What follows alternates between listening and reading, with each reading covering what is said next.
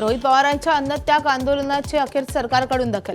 मंत्री गिरीश महाजन आज रोहित पवारांच्या आंदोलनस्थळी भेट घेणार। रोहित पवारांच्या या आंदोलनादरम्यानच जरांगे पाटील पंढरपूर दौऱ्यावर। मनोज जरांगे यांच्या समर्थकांकडून आमदार रोहित पवारांच्या आंदोलनाला पाठिंबा। जरांगे पाटील रोहित पवारांची भेट घेण्याची शक्यता। रोहित पवारांच्या अन्नत्याग आंदोलनाचा आजचा तिसरा दिवस। कर्जमाफीच्या अटी हटेपर्यंत माघार नाही, रोहित पवारांचा पवित्रा। आज तिसऱ्या दिवशी तरी सरकार काही तोडगा काढणार का हे पाहणं महत्त्वाचं असेल। शरद पवारांच्या राष्ट्रवादीचे प्रदेशाध्यक्ष शशिकांत शिंदेंनी घेतली रोहित पवारांची भेट। भेटीदरम्यान शरद पवारांच्या राष्ट्रवादीचे नेते सलील देशमुख आणि काँग्रेसचे नेते सुनील केदार यांचीही उपस्थिती। पंढरपूरमध्ये रोहित पवारांच्या आंदोलनाचा आजचा तिसरा दिवस। वैयक्तिक समस्या घेऊन आलेल्या शेतकऱ्याला रोहित पवारांशी बोलताना अश्रू अनावर। आमदार रोहित पवार यांच्या उपोषणाची सरकारनं दखल न घेतल्यानं बुलढाण्यात कार्यकर्ते आक्रमक। आंदोलनाच्या समर्थनार्थ नांदुरा बुरहानपूर मार्गावरील खांडवी फाटा येथे रास्ता रोको। रोहित पवारांच्या आंदोलनाला पाठिंबा देण्यासाठी इंदापूरमध्ये महाविकास आघाडीच्या वतीनं रास्ता रोको। रोहित पवार यांच्या अन्नत्याग आंदोलनाचा आजचा तिसरा दिवस। सरकारकडून त्यांच्या मागण्या पूर्ण झाल्या नसल्यानं मवियाचा आंदोलनाला पाठिंबा। मुख्यमंत्री देवेंद्र फडणवीस यांच्याकडून वर्सोवा ते भाईंदर दरम्यानच्या नॉर्थ कोस्टल रोड कामाची पाहणी।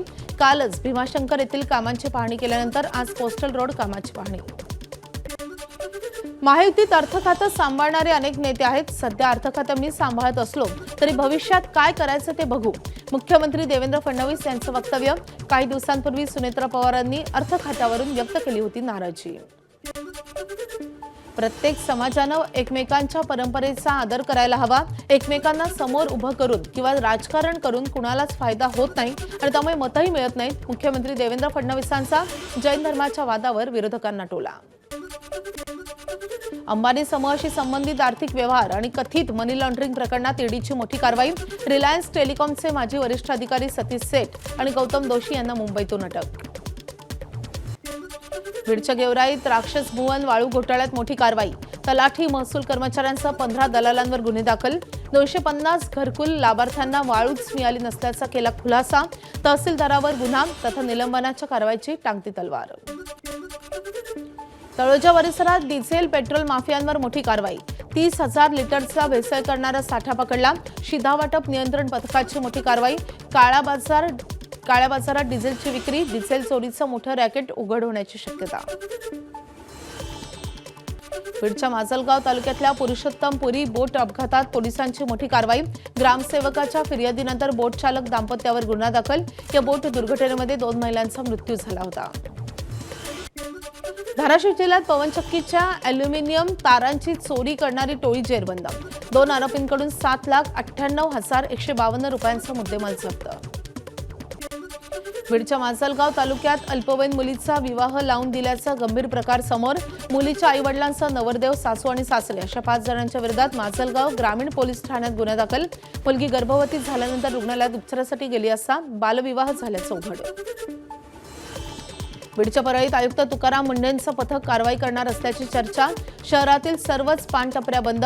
राज्यात विविध ठिकाणी होणाऱ्या कारवाया पाहून पानटपरी चालकांचे धाबे दणाणले। पानटपऱ्यांवर गुटख्याची आणि वेगवेगळ्या पानांची विक्री।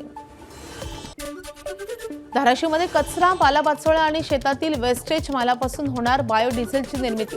मित्र संस्थेच्या माध्यमातून 100 एकरवर बायोडिझेलचा प्रकल्प।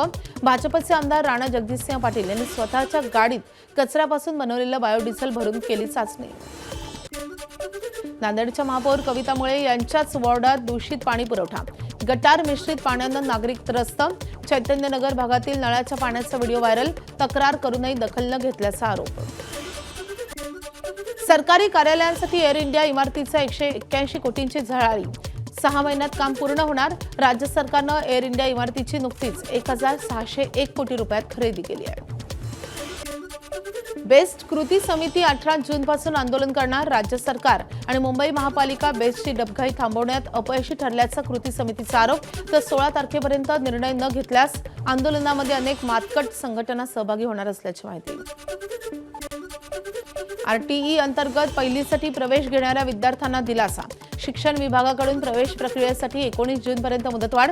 दुसऱ्या आठवड्यात अपेक्षेप्रमाणे कमी प्रवेश झाल्यानं मुदतवाढीचा निर्णय. पुणे महापालिकेकडून 47 कोटी 65 लाखांच्या डीबीटीला मंजुरी. यामुळे विद्यार्थ्यांना शाळेच्या पहिल्याच दिवशी गणवेश मिळणार. पुणे रेल्वे स्थानकावर आज 9 तासांचा मेगा ब्लॉक.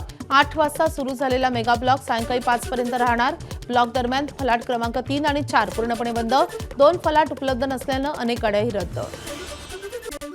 मुंबई आंतरराष्ट्रीय विमानतळाला बॉम्ब न उडून देण्याची धमकी. अज्ञाताकडून धमकीचा मेल प्राप्त होता. सुरक्षा यंत्रणा सतर्क. स्थानिक पोलीस आणि बीडीडीएसच्या पथकानं संपूर्ण परिसराची केली तपासणी. पुण्यात 100व्या अखिल भारतीय मराठी साहित्य संमेलन स्थळाची आज घोषणा होणार. संमेलन न्यावं यासाठी पुण्यातील एसपी कॉलेज, फर्ग्युसन कॉलेज आणि सावित्रीबाई फुले विद्यापीठ इच्छुक. रायगडच्या किनाऱ्यावर पर्यटकांची रेलचेल. अलिबाग, मुरुड, काशीदचे किनारे गर्दीने फुलले. वॉटर स्पोर्ट्स बंद असल्यानं घोडागाडी, स्पोर्ट्स बाईक यासारख्या सवारींना पर्यटकांची पसंती. मालेगावच्या कोठरे खुर्द शिवारात शॉर्ट सर्किटमुळे भीषण आग. वर्षभरासाठी साठवलेला 10 ट्रॉली चारा नष्ट. वीज वाहिन्यांच्या देखभालीबाबत ग्रामस्थांकडून प्रश्न उपस्थित. प्रशासनाकडे मदतीची मागणी. साताऱ्याच्या शहापूर गावात शहीद जवान अर्जुन जाधव यांच्या कुटुंबियांची उदयनराजे भोसले यांनी घेतली सांत्वनपर भेट. शहीद अर्जुन जाधव यांच्या चिमुकल्याला कडेवर घेताच उदयनराजे भाऊ. IMM मधून महिला कॅडेटची पहिली तुकडी उत्तीर्ण. भारताच्या इतिहासात पहिल्यांदाच सैन्यात दाखल झाल्या पहिल्या 9 महिला अधिकारी.